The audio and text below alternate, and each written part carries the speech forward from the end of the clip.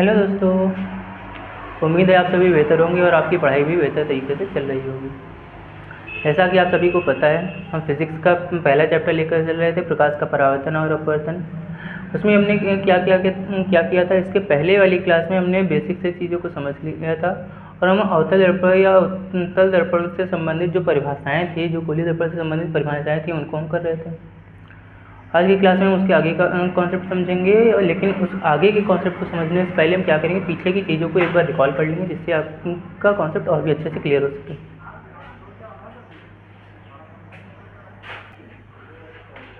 अब जरा देखो, हमने क्या किया था। उसमें पिछली क्लास में हमने अपवर्तनांक को बताया था, रिफ्रैक्टिव इंडेक्स को बता रहे थे।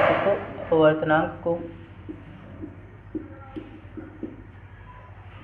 अपवर्तनांक यानी कि रिफ्रैक्टिव इंडेक्स को बता रहे थे।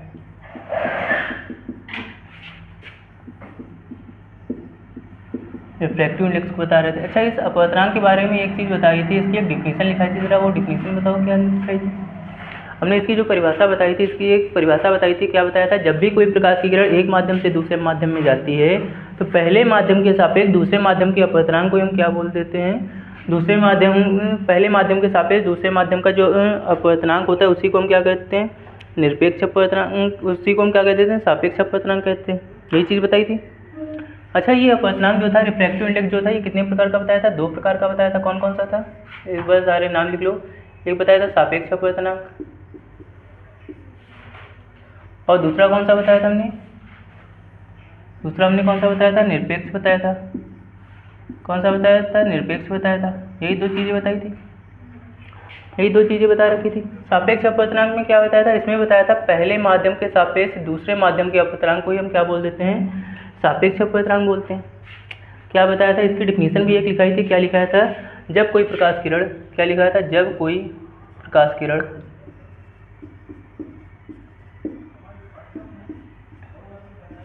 प्रकाश किरण एक माध्यम से दूसरे माध्यम में प्रवेश करती है, किरण एक माध्यम से दूसरे माध्यम में प्रवेश करती है,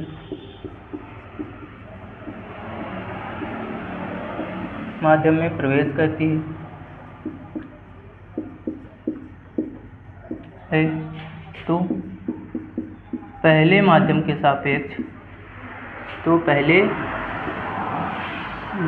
के सापेक्ष दूसरे माध्यम के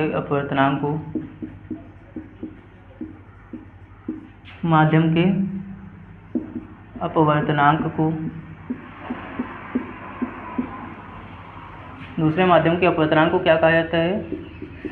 सापेक्ष अपवर्तनांक कहते हैं, यानी कि रिलेटिव रिफ्रैक्टिव इंडेक्स कहते हैं। यही चीज़ बताई थी। माध्यम के अपवर्तनांक को क्या कहा जाता है? सापेक्ष अपवर्तनांक कहते हैं, अपवर्तनांक कहा जाता है। इसी को हम क्या रिलेटिव रिफ्रैक्टिव इंडेक्स कहते हैं।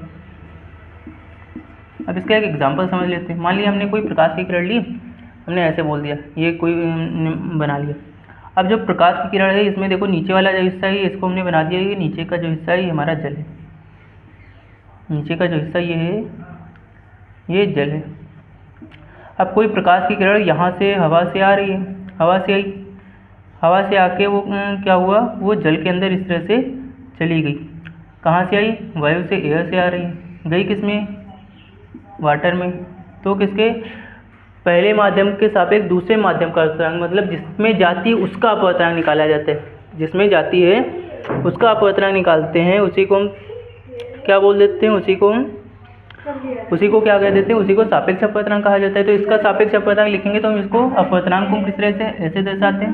क्या लिखेंगे? वायु के सापेक्ष जल का अपवर्तनांक, क्योंकि प्रकाश की किरण जो है वो वायु से कहाँ जा रही है? जल में जा रही है। तो हमें किसके सापेक्ष निकालना है? तो वायु के सापेक्ष निकालना है। किसके? वायु के सापेक्ष निकालना है। किसका? जल का अपवर्तनांक निकालना है। जिसके सापेक्ष निकालते हैं उसको आगे लिखते हैं, जिसके सापेक्ष निकाला जाता है उसको हमेशा कहाँ लिखते हैं? आगे लिखते हैं। इतना क्लियर है?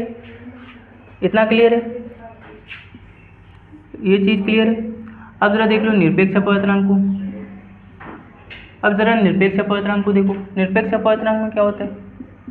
सापेक्ष में हम किसके? दूसरे माध्यम के सापेक्ष निकाला जाता है। लेकिन जब हम निरपेक्ष अपवर्तनांक की बात करते हैं, तो इसमें निरपेक्ष अपवर्तनांक में हमेशा किसके सापेक्ष निकालते हैं? हमेशा निर्वात के लिए ही निकाला जाता है। हमेशा जो प्रकाश की किरण होती है उसको हम क्या करेंगे, निर्वात, उस निर्वात को हम उस दूसरे माध्यम के सापेक्ष अपवर्तनांक को निकाल देंगे, तो उसी को क्या कहा जाता है, निरपेक्ष अपवर्तनांक कहते हैं। उसी को क्या कहा जाता है, निरपेक्ष अपवर्तनांक कहते हैं। तो इसकी ज़रा डिफिनेशन लिख लेना, इसकी ज़रा डिफिनेशन लिख लेना, लिख लो ज़रा इसकी। जब प्रकाश की किरण, जब प्रकाश की किरण निर्वात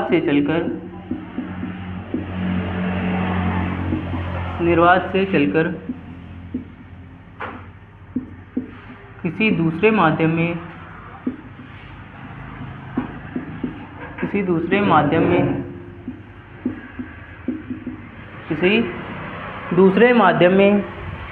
प्रवेश करती है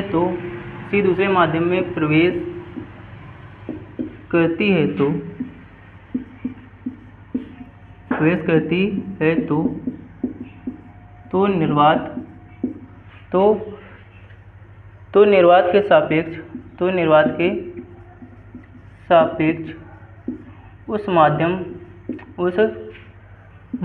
के अपवर्तनांक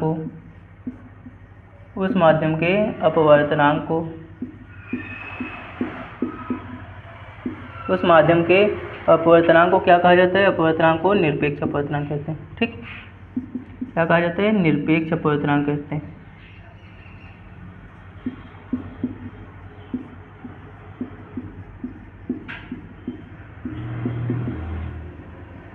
क्या कहा जाता है, इसको निरपेक्ष अपवर्तनांक कहते हैं। इतना क्लियर है, कितनी चीज़ क्लियर है। अब ज़रा इसमें थोड़ा सा एक कॉन्सेप्ट याद रखना, हमेशा निर्वात किसके लिए कहा गया, हमेशा जो प्रकाश की किरण है वो कहाँ से जाएगी, निर्वात से किसी दूसरे माध्यम में जाएगी, मतलब वायु से किसी दूसरे माध्यम में जाएगी। ज़रूरी नहीं है इसमें तुम्हारा क्या हो सकता है कि जो प्रकाश की किरण है वो जल से होकर कांच में जा रही हो, लेकिन ये काम इसमें नहीं होगा। इसमें जो प्रकाश की किरण है वो हमेशा कहाँ से, निर्वात से ही दूसरे माध्यम में जाएगी, हमेशा वायु या हवा से ही दूसरे माध्यम में जाएगी। लेकिन इसमें क्या हो सकता है, इसमें वो हो सकता है कांच है ऊपर, कांच से कोई प्रकाश की किरण चली वो पानी के अंदर चली गई, या फिर कोई पानी से प्रकाश की किरण चली वो हवा में चली गई। ये हो सकता है, इसमें कुछ भी हो सकता है, किसी भी माध्यम से दूसरे माध्यम में जा सकती है। लेकिन इसमें हमेशा प्रकाश की कहाँ से कहाँ जाएगी, हमेशा निर्वात से दूसरे माध्यम में जाएगी। मतलब इसमें पहला माध्यम फिक्स है, इसमें पहला या दूसरा माध्यम कोई भी माध्यम फिक्स नहीं है। ठीक, अब इसमें याद रखना ये निरपेक्ष अपवर्तनांक हो गए। अब अगर हम बात करें, जब हम अपवर्तनांक निकालते हैं तो हम इसमें दोनों माध्यमों के अपवर्तनांक को लिखते हुए चलते हैं। तो इसी चीज़ को जरा देख लो, ज़रा उदाहरण देख लो एक दो, उसके बाद फिर आगे बढ़ते हैं, उसके बाद इन चीज़ें अच्छे से आ जाएंगी। अभी इसके जो फॉर्मूले आएंगे, इसके जो फॉर्मूले इस्तेमाल करने हैं उसको हम भी ये उदाहरण के बाद देखोगे तो ज़्यादा अच्छे से समझ में आ जाएगा। ज़रा देख लो, इसको रफ कर दें, हो गया पूरा। ठीक, कुछ उदाहरण लिखते हैं, उसको अच्छे से समझ लो। एक दो उदाहरण ले लेते हैं।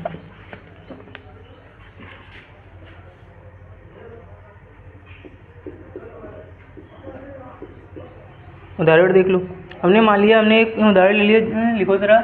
जब प्रकाश की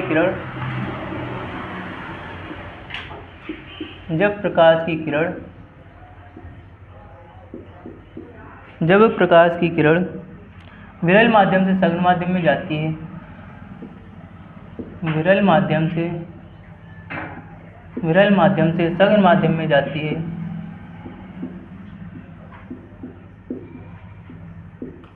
सघन माध्यम में जाती है,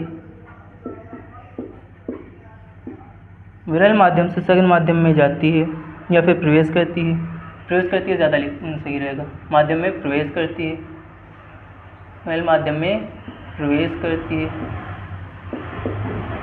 प्रवेश करती है।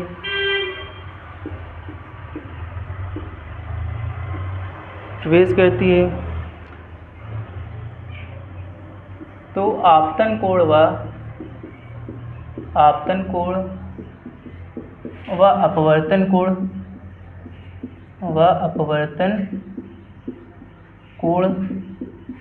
क्रमशः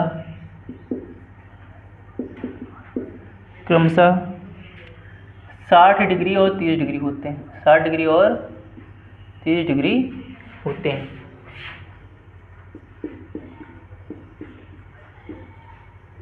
होते हैं तब प्रथम माध्यम के सापेक्ष द्वितीय माध्यम का अपवर्तनांक क्या होगा।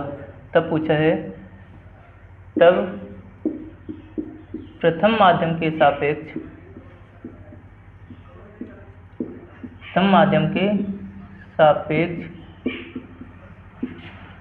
द्वितीय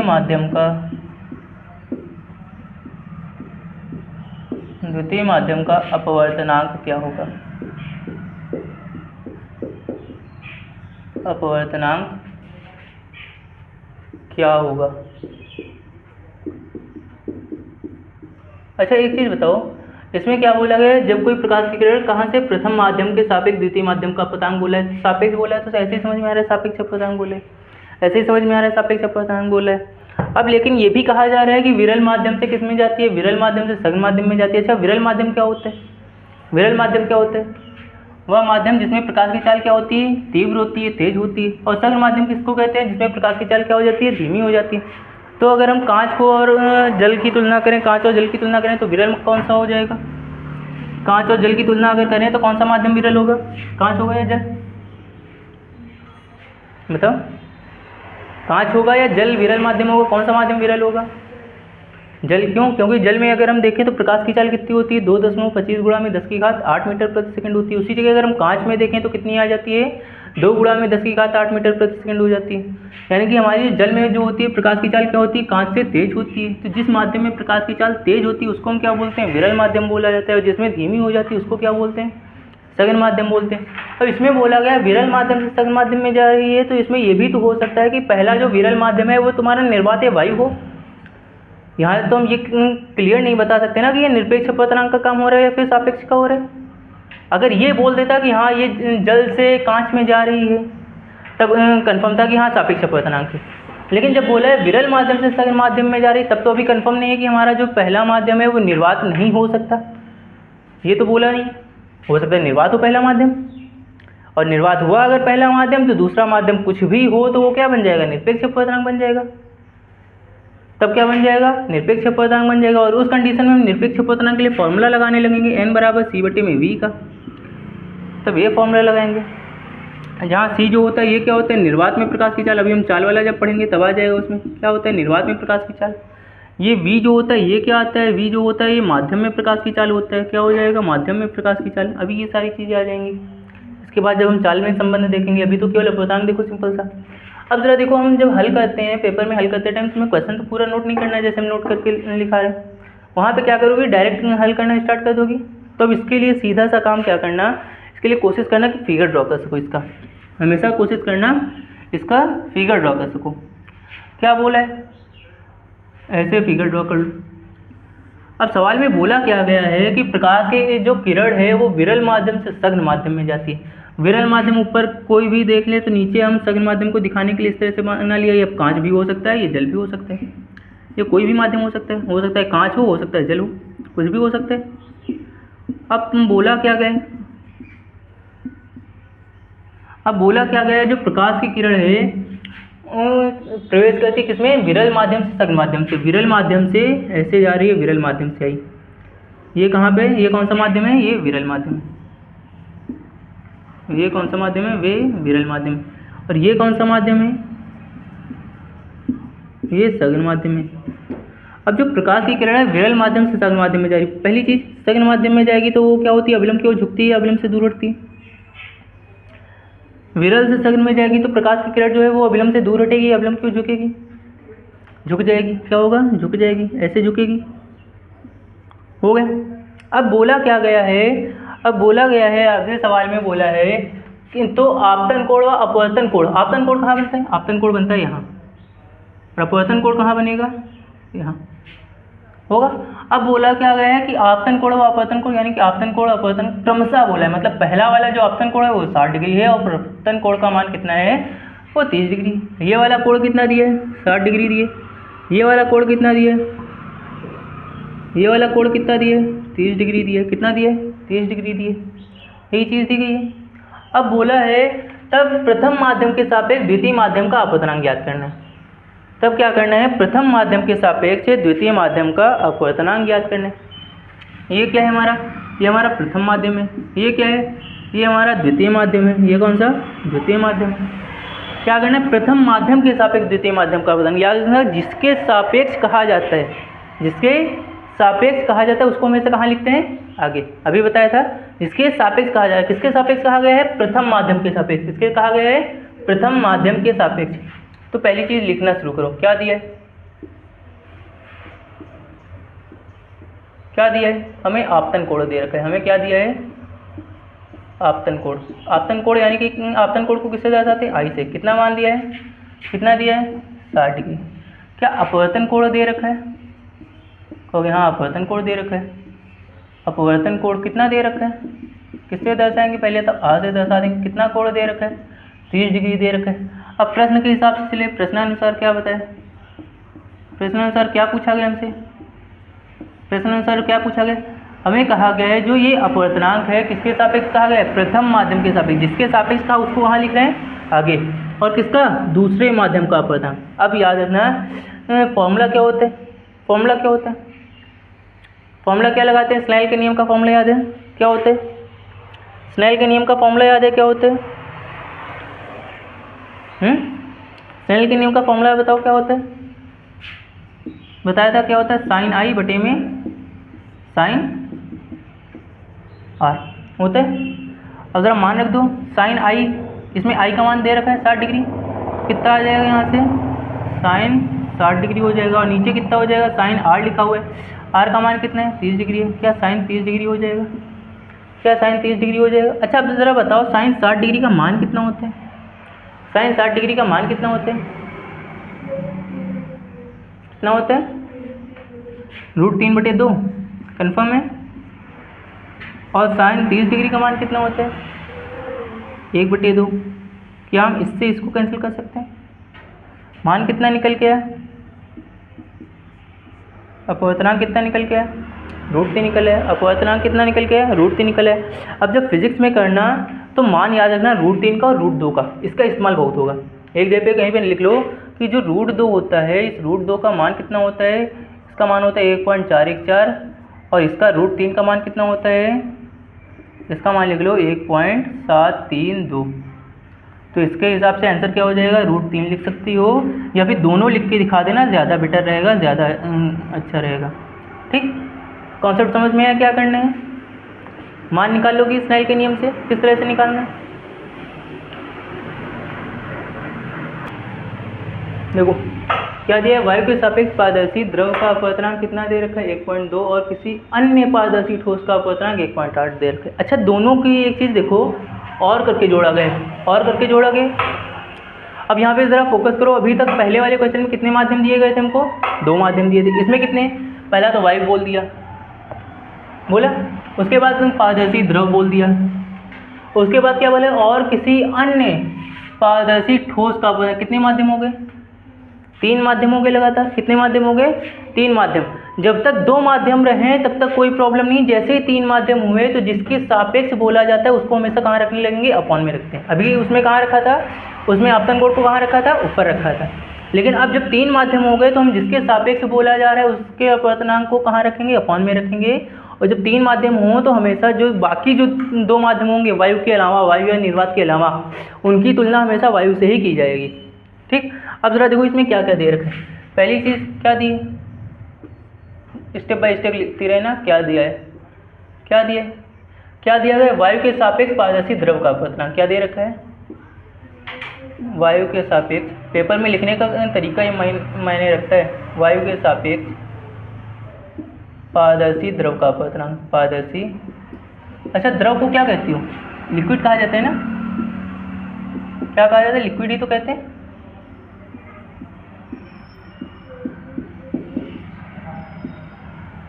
वायु के सापेक्ष पारदर्शी द्रव का अपवर्तनांक। अच्छा अपवर्तनांक को ऐसे दर्शा लिया। किसके सापेक्ष बोला गया? किसके सापेक्ष बोला है? वायु के सापेक्ष। जिसके सापेक्ष बोलेंगे इसमें कहाँ लिखेंगे उसको? आगे। और पारदर्शी द्रव, द्रव को क्या कहा जाता है? लिक्विड कहते हैं। द्रव को क्या कहा जाता है? लिक्विड कहते हैं। पीछे लिख देंगे। कितना दे रखे? 1.2 दिया है। कितना दिया है? 1.2। अब जरा आगे देखो, आगे वाला जो पारदर्शी ठोस का अपवर्तनांक दिया वो भी तो वायु के सापेक्ष ही बोले, वो भी तो यही कहा है ना। किसी अन्य पारदर्शी द्रव का पारदर्शी ठोस का अपवर्तनांक 1.8 है। यही तो बोला है ना, मतलब जो अदर माध्यम है उसकी भी तुलना तो किसके साथ की जा रही, वायु के साथ ही की जा रही। तो इसको ऐसे ही रहने दो, वायु के सापेक्ष पारदर्शी ठोस का अपवर्तनांक, किसका, ठोस का अपवर्तनांक। इसको क्या लिखेंगे, अपवर्तनांक के लिए n आएगा, किसके सापेक्ष बोला है, ए वायु के सापेक्ष बोला है। और ठोस को क्या कहते हैं, ग्लास लिख सकती हो, ठोस को सॉलिड लिख सकती हो या फिर ग्लास लिख सकती हो, कुछ भी लिख दो कोई दिक्कत नहीं, सॉलिड लिख दोगी तो भी प्रॉब्लम नहीं है। अब कितना दे रखा है इसका 1.8 है। अब पूछा क्या गया है, द्रव के सापेक्ष, किसके सापेक्ष पूछा है, पहला तो अपवर्तनांक पूछा है, किसके सापेक्ष बोला जा रहा है, द्रव के सापेक्ष, द्रव को लिक्विड कह रहे हैं, जिसके सापेक्ष कहाँ उसको आगे लिखेंगे। किसका अपवर्तनांक, ठोस का अपवर्तनांक, ठोस को हमने क्या माना है, ग्लास माना है, हो गया। जिसके सापेक्ष बोला उसको कहाँ लिख रहे हैं, आगे लिख रहे हैं, जिसके सापेक्ष देखो अपवर्तनांक को लिखना है ऐसे, किसके सापेक्ष बोला है, द्रव के सापेक्ष बोला, द्रव को आगे लिख लिया। ठोस का अपवर्तनांक बोला है, जिसके सापेक्ष बोलेगा केवल वही आएगा, जिसके सापेक्ष बोल दिया जाए, ऐसे बोल दिया जाए ठोस का अपवर्तनांक द्रव के सापेक्ष याद करो, ऐसे बोल दिया जाए तो बोल किसके सापेक्ष है, द्रव के सापेक्ष बोले, चाहे इसको आगे लिखे उठा के चाहे इसके पीछे लिख दे, जिसके सापेक्ष बोला जाए उसको लिखते समय आगे रखेंगे। और जब लगातार 3 माध्यम दिए गए हों तो जिसके सापेक्ष बोला जाता है उसको हम कहाँ लिख देते हैं, अपॉन में लिख देते हैं, किस लिख दिए इसको। और ये किसके, हमेशा वायु के साथ तुलना में चल रहा है तो वायु को लिख दो यहाँ पे, और वायु को अगर तुम नहीं भी लिखोगे तो भी प्रॉब्लम नहीं है, केवल ऐसे रहने दो, ठीक, इतना क्लियर है। अब यहाँ पे हमने कर दिया, और जो दूसरा माध्यम होता है ये कहाँ आ जाता है, ये कहाँ आ जाता है, ये हमेशा ऊपर आ जाएगा, जिसके सापेक्ष बोला जाएगा वो इसमें आगे रहेगा, और इधर जब आएगा दूसरी साइड जो लिखते हैं उधर कहाँ लिखते हैं, अपॉन में लिखते हैं, क्लियर है।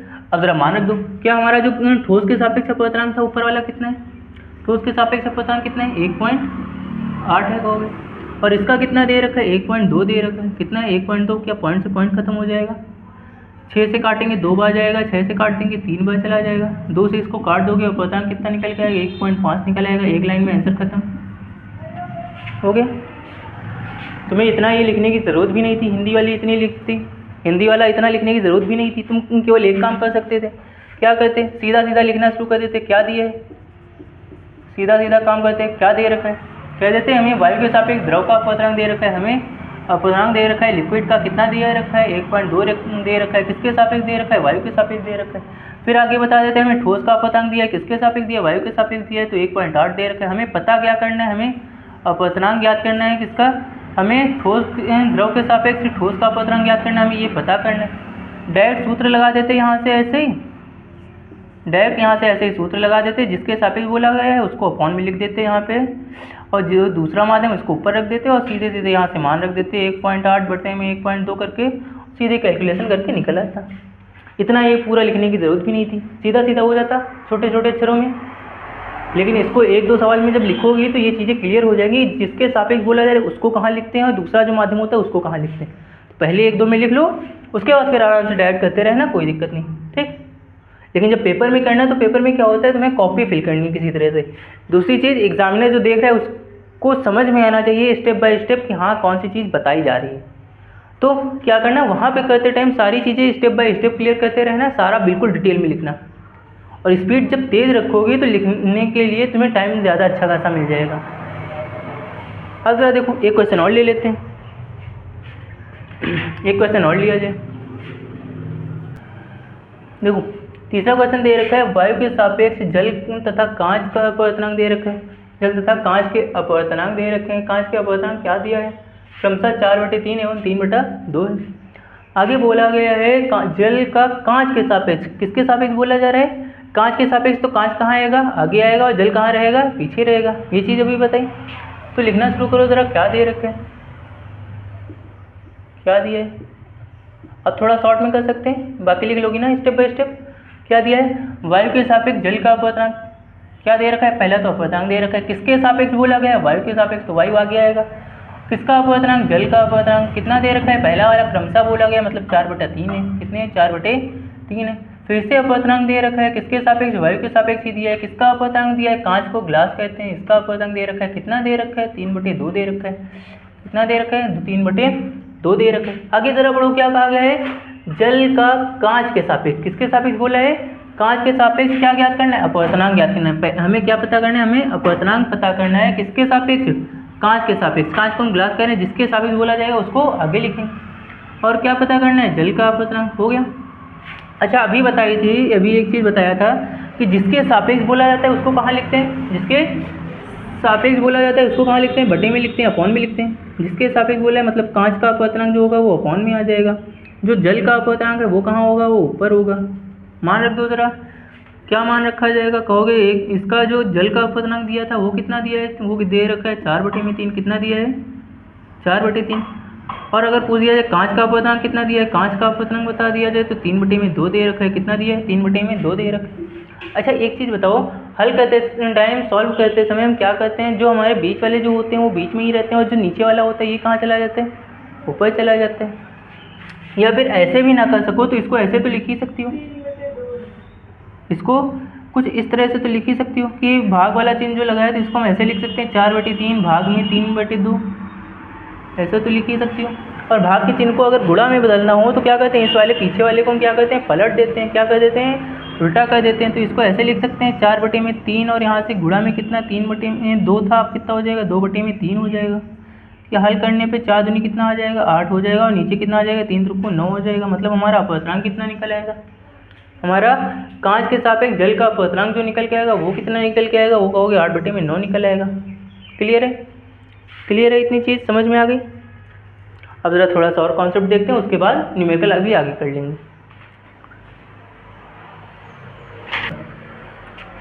अब जरा देखो डाल लेना जरा अपवर्तनांक का प्रकाश के जाल से संबंध। अब इसमें जरा देखो हमने क्या बताया कि हमने अपवर्तनांक बताया, दो अपवर्तनांक बताया, सापेक्ष अपवर्तनांक बताया, दूसरा कौन सा बताया, निरपेक्ष अपवर्तनांक बताया। अच्छा सापेक्ष अपवर्तनांक की बात कर रहे थे हमने, सापेक्ष अपवर्तनांक की बात की हमने, क्या बताया हमने, सापेक्ष अपवर्तनांक को जब बताया रिलेट इसको सापेक्ष अपवर्तनांक, उसमें एक डेफिनेशन लिखाई थी। क्या डेफिनेशन लिखाई थी जरा बताओ जरा एक बार। जो रिलेटिव रिफ्रैक्टिव इंडेक्स जो थी उसमें हमने एक डेफिनेशन बताई थी, क्या डेफिनेशन बताई थी, हमने बताया था जब भी कोई प्रकाश की किरण एक माध्यम से दूसरे माध्यम में प्रवेश करती है, एक माध्यम से निकलती है और दूसरे माध्यम में जाती है तो क्या होता है, तो उसमें क्या होता है, जो हमारे जो प्रकाश के जो उसमें हम अपवर्तनांक निकालते हैं वो क्या करते हैं, पहले माध्यम के सापेक्ष दूसरे माध्यम का अपवर्तनांक निकाला जाता है। क्या कहते हैं, पहले माध्यम के सापेक्ष फर्स्ट मीडियम के से क्या कहते हैं, दूसरे माध्यम का सेकंड मीडियम का हम रिफ्रैक्टिव इंडेक्स निकालने लगते हैं, अपवर्तनांक निकालते हैं। जब इस तरह से बोला जाता है तो चाल में संबंध जरा देखो, हमें मान लेते हैं हमसे बोल दिया गया पहले माध्यम के सापेक्ष दूसरे माध्यम का अपवर्तनांक, हमसे बोला गया पहले माध्यम के सापेक्ष दूसरे माध्यम का अपवर्तनांक। तो जो हम चाल रखेंगे, जो चाल रखेंगे वो चाल भी हम उसी हिसाब से रखते चलेंगे, जिसके सापेक्ष बोला गया उसकी चाल कहाँ आएगी, उसकी चाल कहाँ आ जाएगी, आगे आ जाती है। और जो दूसरे माध्यम की जो चाल होगी वो कहाँ आ जाती है, बटे में आ जाती है, वो कहाँ आएगी, नीचे आ जाती। यानी कि ये क्या है, इसको जो हमारे पहले माध्यम में चाल है v1 हो जाएगी और दूसरे माध्यम में जो चाल है v2 हो जाएगी। ये फॉर्मूला हो जाएगा क्या, सापेक्ष अपवर्तनांक में ये फॉर्मूला हो जाएगा। इसमें जहाँ लिख लेना नीचे किसको क्या कहेंगे, जहाँ v1 जो है ये क्या होगा, v1 जो है ये पहले माध्यम में प्रकाश की चाल होगी। ये क्या है, पहले माध्यम में प्रकाश की चाल, पहले माध्यम में प्रकाश की चाल होती है, प्रकाश की चाल। Speed of light in first medium हो जाएगी प्रकाश की। और जो v2 होता है इसको क्या कहते हैं, ये क्या होता है, ये दूसरे माध्यम में प्रकाश की चाल है। ये क्या है, दूसरे माध्यम में प्रकाश की चाल है, माध्यम में प्रकाश की चाल है।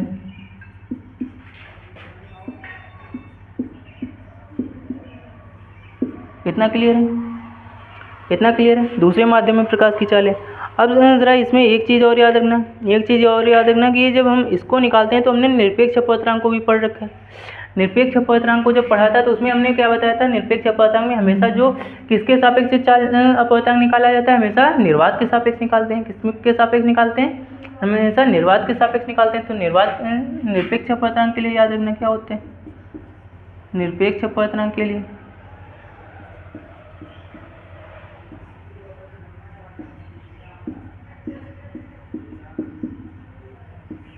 निरपेक्ष अपवर्तनांक के लिए। अब अगर हम निरपेक्ष अपवर्तनांक की बात करें तो निरपेक्ष अपवर्तनांक के लिए हम वैसे ही निकालेंगे कि हमसे अगर बोल दिया गया पहले माध्यम के सापेक्ष दूसरे माध्यम का अपवर्तनांक, अब भी कहा गया, अभी हमसे क्या कह दिया गया, अभी हमसे पहले माध्यम के सापेक्ष दूसरे माध्यम का अपवर्तनांक कह दिया गया, इसी तरह से बता दिया गया। तो क्या करेंगे, वैसे ही करते चलेंगे। हम क्या कर देंगे, ऊपर इसको अपवर्तनांक को जो n बराबर रखेंगे वो क्या आ जाएगा, c/v का फॉर्मूला इस्तेमाल करेंगे। किसका, c/v का फॉर्मूला। केवल उतना लिखो जितना तुम्हें एग्जाम के पॉइंट ऑफ व्यू से इंपॉर्टेंट है, बाकी फालतू का प्रेशर नहीं बढ़ाना है। यहाँ पर c जो पता है क्या होता है, जहाँ c क्या है, निर्वात में प्रकाश की चाल। अच्छा निर्वात में प्रकाश की चाल होती कितनी है, निर्वात में प्रकाश की चाल कितनी हो जाती है? सी जो है ये निर्वात में प्रकाश की चाल होती है, और बी जो है ये क्या होता है? वी जो होता है ये क्या होता है? ये माध्यम में प्रकाश की चाल होता है। ये क्या होता है? मीडियम में प्रकाश की चाल होती है, माध्यम में प्रकाश की चाल।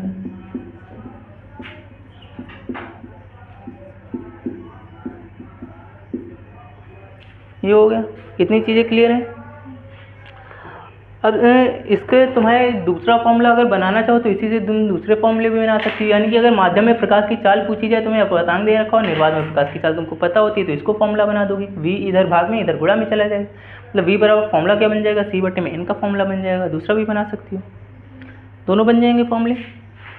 अब जरा देखो, कुछ माध्यमों के अपवर्तनांक जो है तुमको याद होने चाहिए। अच्छा, इसको कुछ माध्यमों के अपवर्तनांक याद होने चाहिए। ज़रा एक लाइन यहाँ पे बना लेना, इसमें ज़रा सा बना लो ऐसे।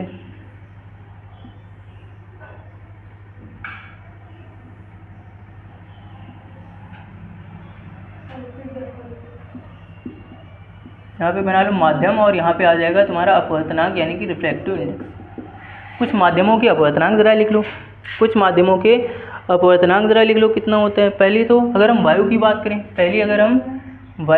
तो वायु का अपवर्तनांक कितना होता है? वायु का अपवर्तनांक याद रखना, एक ही लिखते हैं। वैसे तो होता है 1.0003 करके होता है, लेकिन लिखते कितना है? एक ही लिखते हैं, क्योंकि वो पॉइंट के बाद जो 3 आता है वो काफ़ी पीछे चला जाता है, 000 करके आते हैं।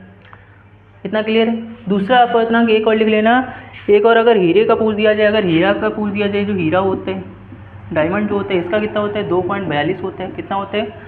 2.42 होता है। इसी तरह से अगर एक और पूछ दिया जाए, अगर हम जल का पूछते हैं तो जल का कितना होता है? जल का याद रखना कितना हो जाएगा? 1.33 हो जाता है। कितना हो जाता है? 1.33 हो जाएगा। इसी तरह से एक और पूछ दिया जाए तो एल्कोहल का याद रखना, कितना? किसका? एल्कोहल का याद रखना कितना हो जाता है? 1.36 हो जाएगा। कितना हो जाएगा? 1.36 हो जाएगा। और अगर इसी तरह से क्राउन कांच का एक पूछ दिया जाता है, क्राउन कांच का अपवर्तनांक याद रखना क्या होता है? 1.52 होता है। किसका? क्राउन कांच।